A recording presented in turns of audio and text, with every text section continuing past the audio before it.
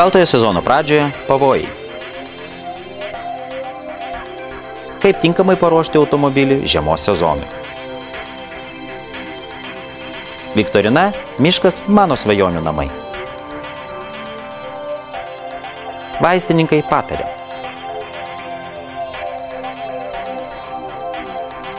Savaitės kriminalinių įvykių apžvalga.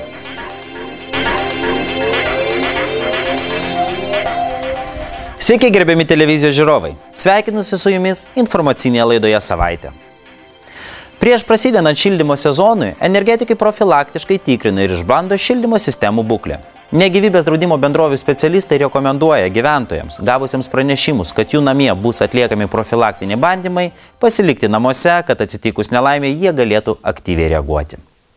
Lietuvos savivaldybės pradeda šildymo sezoną. Šildymas tai jau jungtas iki mokyklinio ugdymo įstaigose, mokyklose bei ligoninėse. Netrukus ketiname įjungti ir privačių vartotojų gyvenamosiose patalpose. Vėsų rugsėjo mėnesį gyventojai šildosi savais būdais. Naudoja elektrinius šildytuvus, kūrena katilus, židinius. Dėl techniškai netvarkingų šildymo prietaisų naudojimo išaugo potencialių gaisrų grėsmė. Kaip teigia draudimo bendrovės BTA specialistai, didžiausius nuostolius sukelia gaisras. Jo dėka būstas gali būti visiškai sunaikintas, o gaisro padariniai gali siekti ir 100 000 litų. Gaisrai dažniausiai kyla dėl techniškai netvarkingų kūrenamų krosnių, židinių, katilų bei šildymui naudojamų elektros prietaisų. Prieš pradedant šaltąjį sezoną yra profilaktiškai tikrinamos šildymo sistemos trasa bei šilumos sistemų būklė. Dėl šių darbų vamzdynuose gali padidėti slėgis, o tai gali tapti nelaimės priežastimi. Nors būstų užliejimo atveju dažniausiai pasitaiko vasaros atostogų sezono metu ar gruodžio mėnesį, vis tik rekomenduojame į šildymo sezono pradžią žiūrėti atsakingai. Jonavos rajono savivaldybės administracijos direktoriaus įsakymu pavedame pradėti 2013-2014 metų šildymo sezoną Jonavos rajone esant 3 parų vidutiniai oro temperatūrai žemesnei kaip 10 laipsnių šilumos nuo šių metų spalio 16 dienos Jonavos rajono gyvenamosiuose namuose, įstaigose ir įmonėse. Šilumos tiekėjai įpareigoti vartotojams šilumai įjungti per 3 darbo dienas, vartotojai privalo turėti šilumos pasus. Administracijos direktoriaus leidimu raštiškai informavo šilumos tiekėjus šildymo sezono pradžioje Jonavos rajono gyvenamieji namai, įstaigos ar įmonės gali pasirinkti individualiai.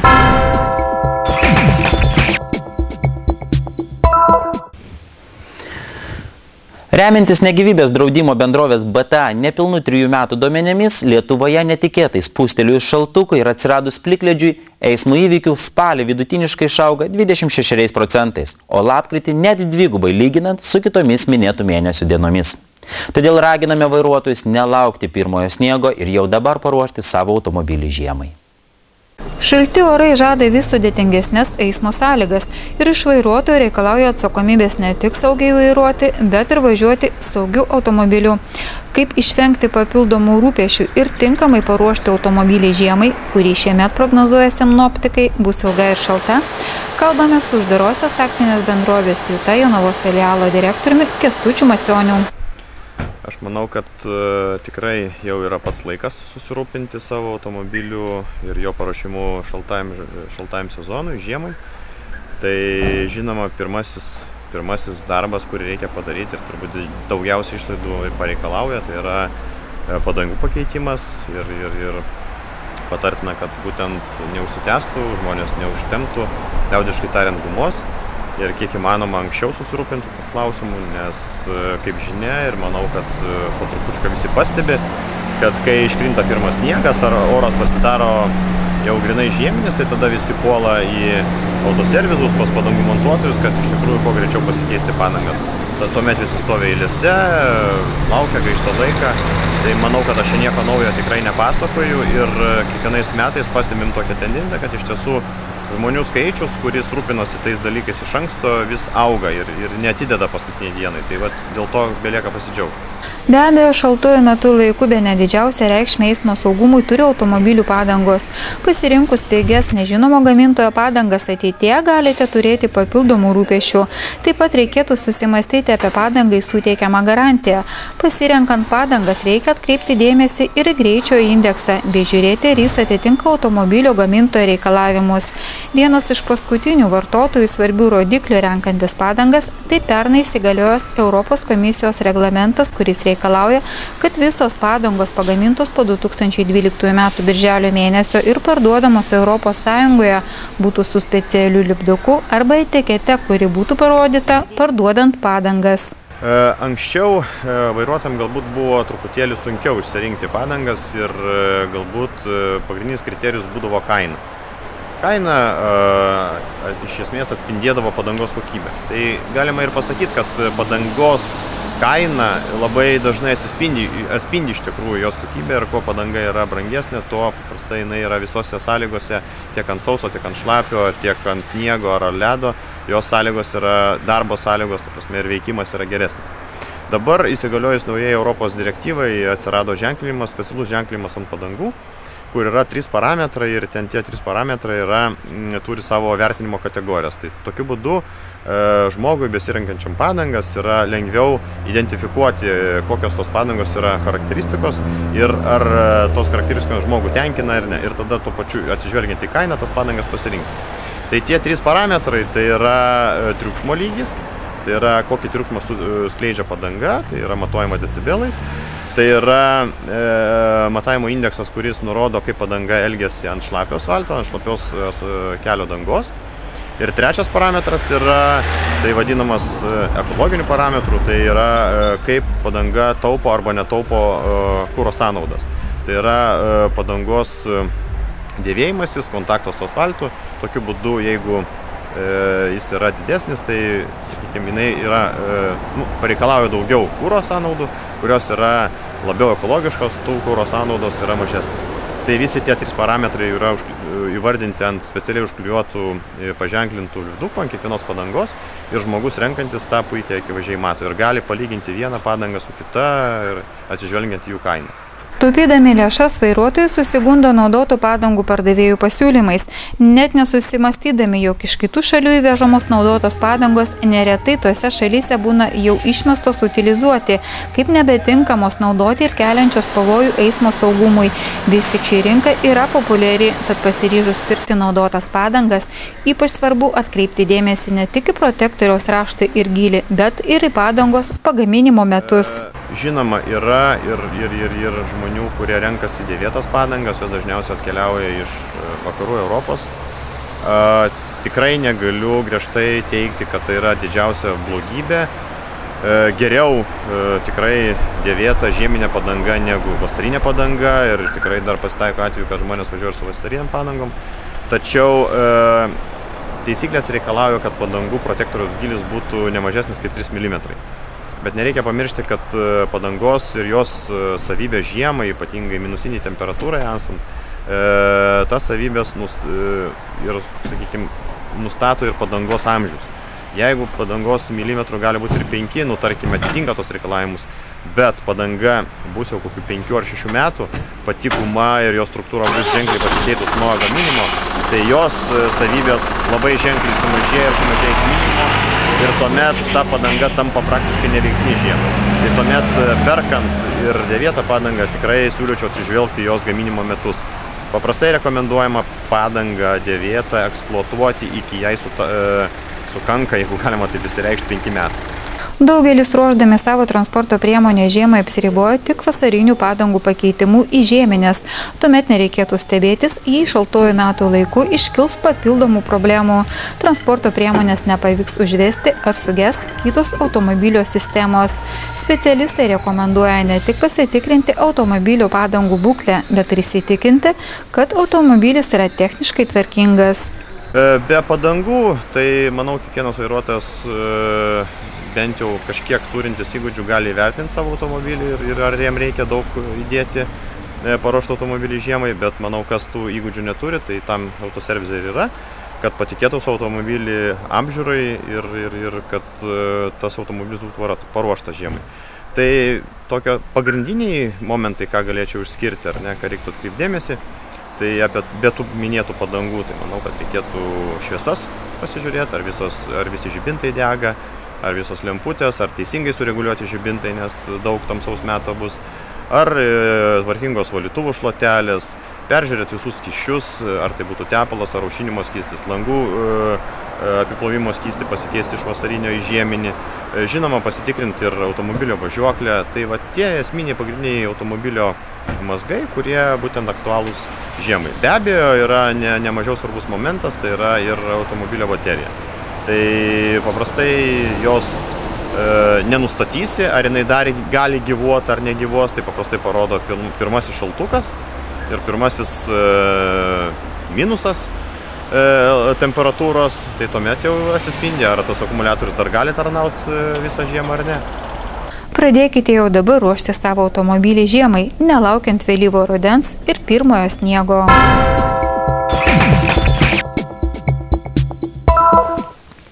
Spalio 15 dieną Jonavos Raimundo Samulevičiaus progimnazijoje vyko viktorina "Miškas – mano svajonių namai". Spalio 15 dieną Jonavos Raimundo Samulevičiaus progimnazijoje vyko viktorina "Miškas – mano svajonių namai". Viktoriną Jonavos rajono pradinių klasių mokiniams organizavo mokytojos ir Jonavos miškų urėdija. Viktorinoje dalyvavo 9 komandos – Raimundo Samulevičiaus, Justino Vareikio progimnazijos, Ruklos Jono Stanislausko pagrindinės mokyklos, Lietavos pagrindinės mokyklos, Jonavos Panerio pradinės mokyklos, Jonavos pradinės mokyklos, Jonavos rajono Barupės, Žeimių ir Bukonių pagrindinių mokyklų komandos. Renginyje dalyvavo Raimundo Samulevičiaus progimnazijos direktorius Artūras Jagelavičius, direktorius pavaduotojo ugdymui Rimutė Mažulienė ir Jonavos miškų urėdijos urėdo pavaduotojas Juozas Jaruševičius. Renginį vedė pradinių klasių mokytoja Ona Šukienė. Noriu jūs visus pasveikinti susirinkusius, pasiruošusius žinioms įtvirtinti apie miško gerą būdą, apie miško gyventojus, apie miško augmeniją. O dabar pristatysiu garbius svečius, kurie žiūrės, kaip mums sekasi šiandien dalyvauti viktorinoje. Pristatysiu gerbiamą mūsų mokyklos direktorių Artūrą Jagelavičių. Direktoriaus pavaduotoja Rimutė Mažulienė. Ir mūsų ilgametis pagalbininkas, viktorina, kuri niekada neįvyktų, tai girininko pavaduotoja, urėdo pavaduotoja Juozas Jaruševičius. Labai džiugu, kad jūs atidėjom tokios jaunatviškos mokytojos, kurios vaikams padeda pasirinkti teisingą kelią. Taigi, vaikučiai, linkiu aš jums šiandien labai gražios dienos, gražios sėkmingos viktorinos ir sėkmės visiems, svarbiausia, kad nelytų lietutis. Jonavos miškų urėdija jau daug metų bendrauja su rajono moksleiviais.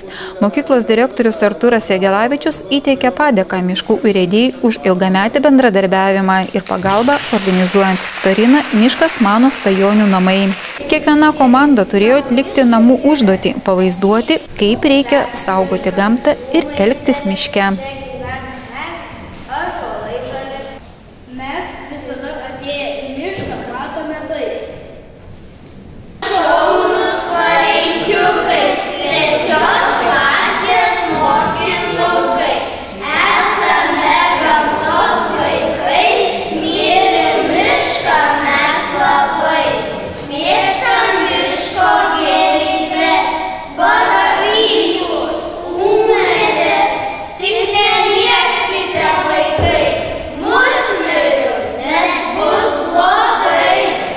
Po išradingų prisistatymų komandoms įteiktos knygos "Miškas ir mes", kurias mokiniams padovanojo Jonavos miškų urėdija. Prašau, kokia komanda? Prašau, knygelę.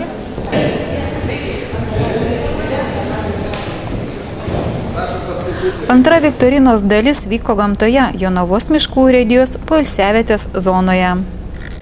Miškų urėdija jau senai bendrauja su rajono moksleiviais ir kiekvienais metais rudenio pravedama viktorina rajono pradinukų moksleivių "Miškas – mano svajonių namas".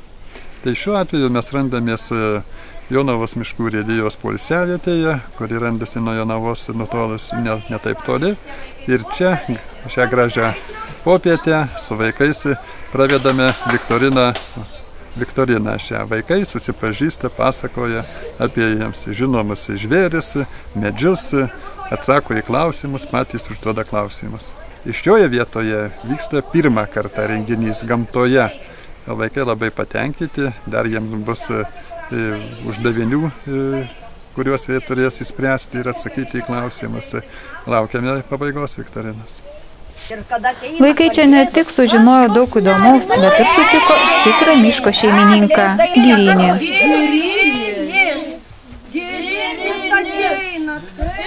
Kas triukšmauja mano girioj? Girios mano viešpatyje. Galvojau, kad čia žvėrys ir paukščiai susirinko į rudeninį pasitarimą.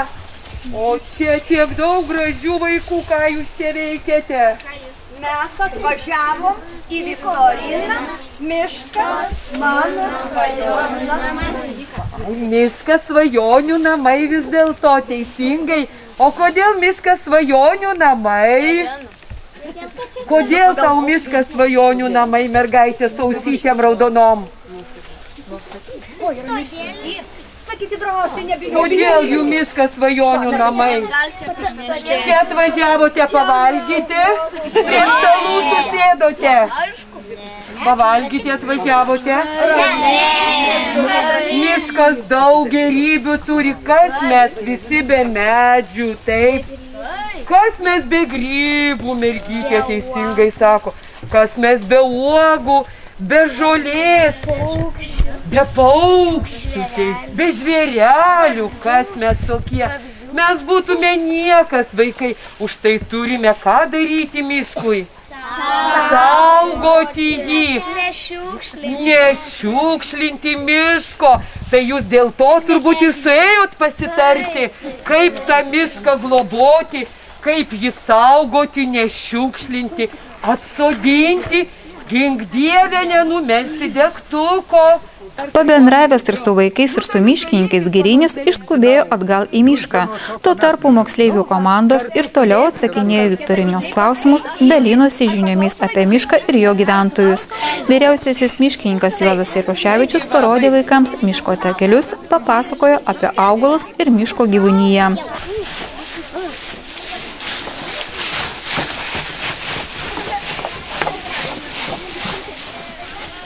Sustojam, tenai prie tilto sustojam. Kas vandenį gyvena? Ar kokią žuvį esat pagavę? Šamą pagavę. Ant tų lentelių yra parašyta augalo pavadinimas. Gerai, jūs perskaitykit, yra kiekviena komanda. Perskaitykit ir pabandykit įsiminti, ką perskaityt. Kai baigsime visą šitą apėjimą, tada reikės jums pasakyti, kokius augalus matyt.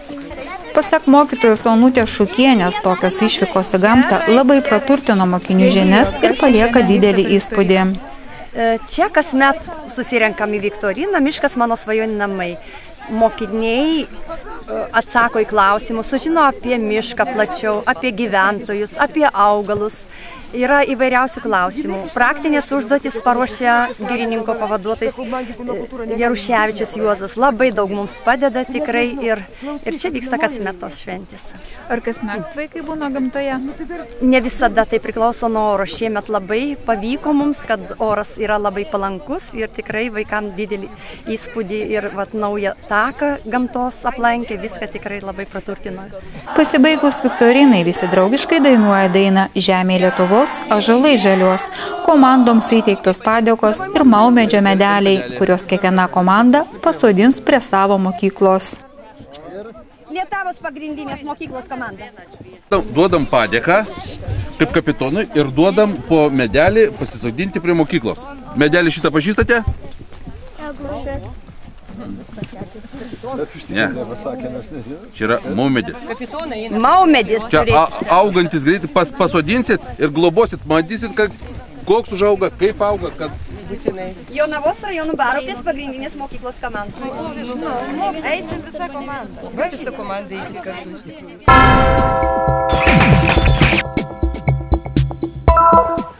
Rudenį atvėsus orams padaugėja sergančiųjų peršalimo ligomis. Todėl šiuo metu yra pats tinkamiausias laikas pasirūpinti savo ir artimųjų sveikata. Kad neužkluptų lygos, liktume sveiki ir darbingi, naudokime gamtos teikiamomis gerybėmis, remkime sveikos gyvensenos taisyklėmis, stiprinkime savo imuninę sistemą. Na, o jeigu jaučiame, kad galime neišvengti peršalimo, kreipkime patarimo į specialistus. Jonavos vaistinės specialistai visada jums patars ir parinks tinkamus preparatus. Vaistinė, kaip ir visada, yra pasiruošusi daug priemonių sustiprinti imuninę sistemą tie, kurie neserga, ir padėti tiems, kurie serga šiuo metu. Kaip visada, vaistinės darbuotojai rekomenduoja sustiprinti imunitetą įvairiomis natūraliomis priemonėmis. Tai vaistažolių rinkiniai, mūsų gaminami polivitaminai kompleksiniai vaikams ir suaugusiems. Jie dozuojami pagal metus, yra patogus vartojimai, neturintys konservantų ir dažo medžiagų. Naujovė, kaip ir praeitame sezone pasirodžiusi, yra vaistažolių rinkinys su šeivamedžiu. Ypač dabar tinkantis prie virusinių ligų, prie kosuliukų ir prie peršalimo. Tas rinkinys nėra vien tik tai šeivamedis, ten lydi daugiau vaistažolių, receptas labai senas, išbandytas, tobulas ir patiklus. Vaistinė pradėjo gaminti irgi naujovę, tai skystą vitaminą C. Jis yra gaminamas 5 procentų, labai patogus yra vaikams ir suaugusiems, ypatingai tiem vaikam, kurie turi blogą apetitą, skundžiasi jo, mamos pergyvena, kad yra smulkus, lengvai pažeidžiami, tai rekomenduojame šį skystį pavartoti bent jau 2 savaitės. Slogojantiem, darželinukam, lopšelinukam, moksleiviams gaminame boro mentolo tepalą. Jis patogus tuo, kad vaikas pats gali pasitepti nosytę kelis kartus dienoje, jeigu ir 5-6 kartus niekas neatsitiks. Tai palengvina kvėpavimą ir sumažėja slogos požymiai. Dar įvardinčiau ir savo irgi naujovę mūsų vaistinės, tai yra nedozuoti vitaminai. 3 vitaminai, kurie yra maišelyje vienoje vietoje ir žmogui labai patogu, arbatinį šaukštelį į stiklinę virinto atšaldyto vandens ir suvartoti stiklinę dienos bėgyje. Tai stiprina imuninę sistemą, tai stiprina kartu kraujuką ir gerina apetitą. Jonavos vaistinėje yra platus gaminamų vaistų asortimentas, vitaminų kompleksai vaikams ir suaugusiems. Gaminame puikiai mikstūrą nuo kosulio. Provizorė Vida Juokminė ragina kreiptis į vaistininkus. Jonavos vaistinės kolektyvas, kaip ir minėjau, yra pasiruošęs padėti kiekvienam jonaviečiui. Aišku, ne vien jonaviečiai, laukiame ir kitų miestų svečių. Turime platų gaminamų vaistų asortimentą. Jeigu kalbėti specifiškai apie dabar peršalimo ligas, tai gaminame daug vaistažolių rinkinukų, turime daug kompleksinių vitaminų, kaip ir minėjau, pagal amžių, vaikučiams, suaugusiems, mūsų garsus prisikėlimo vitaminai jonaviečių pavadinti. Gaminamos mikstūros nuo kosulio, skysta vaistų forma, kaip minėjau, vitaminas C. Kiekvieną kartą apsilankius vaistinėje, maloniai kviečiame paaiškinti, pasišnekučiuoti, kokios problemos, kokie požymiai. Vaistininkai visada stengsis jums padėti, parekomenduoti, patarti. Toks mūsų darbas, mes jūsų nuoširdžiai laukime.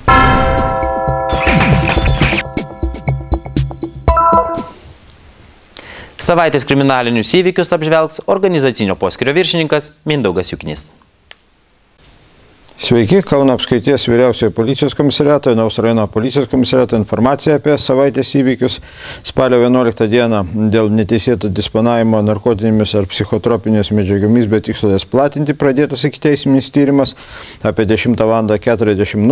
Atliekant pristatyto Jonavos rajono policijos komisariato asmens Jonaviškio gimusio 61 metais kratą, kelnių kišenėje buvo rastas polietileninės maišelis ir metalinė dėžutė su galimai augalinės kilmės narkotinė medžiaga, panašiai kanapės. Spalio 12 dieną gautas pranešimas dėl vagystės. Apie 12:15 min. Pastebėta, kad sulaužus durų spyną įsibrauta Jonavos gyventojas gimusio 64 metais ūkinį pastatą. Sodininkų bendrijoje Šilų senijoje Jonavos rajone pavogti 2 buteliai degaus skysčio, siurblio laidas, padaryta turtinė žala 89 litai. Spalio 12 dieną gautas pranešimas dėl kelių transporto eismo saugumo pažeidimo, autoįvykio, kurio metu nukentėjo asmenys. Apie 10:12 min. Kelyje Vilijampolė, Žeimiai Šėta, 24 km. Jonavos gyventojas gimęs 87 metais, neturėdamas teisės vairuoti transporto priemonę, vairuodamas automobilį Audi A6 susidūrė su priešais važiuojančiu automobiliu Mercedes-Benz. Jį vairavo Jonavos gyventojas gimęs 54 metais. Eismo įvykio metu nukentėjo Mercedes-Benz vairuotojas, kuris dėl sužalojimo buvo pristatytas į Kauno klinikas, ir automobilio Audi A6 vairuotojas, kuris pristatytas į Jonavos klinikas. Jonavos ligoninę. Suteikus medicinę pagalbą, būtų vairuotojai išleisti į namus. Spalio 12 dieną dėl fizinio skausmo sukelimo gautas pranešimas apie 20:30 min. Kalnų gatvėje Jonavoje namuose moterį gimusi 56 metais stumdė ir iškeikė necenzūriniais žodžiais sūnus, gimęs 85 metais. Jis po įvykio sulaikytas dėl viešosios tvarkos pažeidimo. Spalio 12 dieną gautas pranešimas apie 22:50 min. Aikštelėje esančioje Vasario 16 gatvėje Jonavoje nenustatyti vaikinai apspardė Jonaviškio gimusio 95 metais automobilį BMW 316, padaryta turtinė žala 750 litų. Dėl nesunkaus sveikatos sutrikdymo taip pat pradėtas ikiteisminis tyrimas spalio 12 dieną apie 3 valandą Ralio gatvėje Jonavoje. Jurbarko rajono gyventoja gimusi 88 metais sumušė iš matymo pažįstamas vyras, suplėšė marškinius, padaryta turtinė žala 200 litų. Spalio 13 dieną dėl vagystės gautas pranešimas apie 15:30 min. Jonavos gyventoja gimusi 42 metais nuvykus į miesto kapinės esančios Šmatų kaime Kulvos seniūnijoje Jonavos rajone pastebėjo, kad nuo kapo pavogta juoda marmurinė tvorelė, padaryta turtinė žala apie 1000 litų. Taip pat dėl vagystės kreipėsi Jonavos gyventoja gimusi 69 metais spalio 14 dieną apie 16:30 min. Ji pranešė, kad iš šios darbo vietos bare Kosmonautų gatvėje Jonavoje dingo planšetinis kompiuteris tablet PC, padaryta turtinė žala 450 litų. Spalio 14 dieną kreipėsi Jonavos gyventoja dėl fizinio skausmo sukelimų. Ji pranešė, kad apie 22:45 min. Namuose Chemikų gatvėje Jonavoje ją sumušė neblaivus vyras. Spalio 15 dieną pranešimas dėl kelių eismo transporto saugumo ar transporto priemonių eksploatavimo taisyklių pažeidimai, tai yra vėl autoįvykis, kurio metu nukentėjo asmenys. Apie 8:30 min. Kelio Jonava Gudžioniai 1,1 km. Automobilis Peugeot 307 vairuojamas Kauno rajono gyventojas gimusio 70 metais, išvažiuodamas iš šalutinio kelio į pagrindinį, susidūrė su pagrindiniu keliu važiavusiu automobiliu Peugeot 306. Jį vairavo Jonavos gyventojas gimęs 54 metais. Eismo įvykio metu buvo sužalotas pastarojo automobilio vairuotojas, jis po medikų apžiūros išleistas gydytis ambulatoriškai. Vagystės pranešimas apie spalio 16 dieną apie 7:30 min. Kreipėsi įmonės atstovas. Jis pranešė, kad iš automobilių MAN ir KAMAZ stovėjusių įmonės teritorijoje Jonavoje Darbininkų gatvėje pavogti 4 akumuliatoriai, taip pat nukirpus kūro bako apsauginę grandinę pavogta apie 30 litrų dizelinio kūro. Apie padarytą turtinę žalą įmonė praneš vėliau. Spalio 16 dieną gautas pranešimas dėl fizinio skausmo sukėlimo. Apie 20 val. Moterį gimusią 73 metais namuose Kalnų gatvėje Jonavoje sumušė girtas sugyventinis gimęs 68 metais. Jis po įvykio pasišalino. Spalio 16 dieną apie 12 val. Nustatytas neteisėtas disponavimas narkotinėmis ar psichotropinėmis medžiagomis be tikslo jas platinti. Šilų seniūnijoje Gudžionių kaime Jonavos rajone sustabdžius patikrinimui automobilį Honda Civic vairuotojo gimusio 89 metais rankinėje buvo rasti 5 plastikiniai maišeliai su baltos spalvos medžiaga, galimai narkotinė medžiaga. Asmuo sulaikytas. Pradėtas ikiteisminis tyrimas spalio 16 dieną dėl mirties priežasties nustatymo. Apie 1 val. 37 minutės iš Jonavos greitosios medicininės pagalbos perduota informacija, kad pagal pranešimą atvykus į Klaipėdos gatvę Jonavoje moters gimusios 85 metais 7 mėnesių kūdikiui suteikti med pagalbos. Buvo konstatuota kūdikio mirtis, įvykio vietoje apžiūroje dalyvavę pareigūnai ant kūno išorinių smurto žymių nenustatė. Moteriai buvo nustatytas 1,48 promilių girtumas. Spalio 16 dieną dėl plėšimo gautas pranešimas apie 19 val. 45 minutės Vilniaus gatvėje 2 nepažįstami vaikinai, grasindami panaudoti smurtą, iš nepilnamečio gimusio 96 metais atėmė mobilaus ryšio telefoną Nokia 300, padaryta turtinė žala 255 litai ir dėl fizinio skausmo sukėlimo gautas pranešimas spalio 17 dieną apie 17 val. 20 minučių namuose Bartonių kaime Dumsių seniūnijoje Jonavos rajone konflikto metu buvęs sugyventinis gimęs 65 metais ir buvusi jo sugyventinė gimusi 76 metais sužalojo vienas kitą. Tai tiek būtų už šią savaitę įvykių. Dėkui už dėmesį.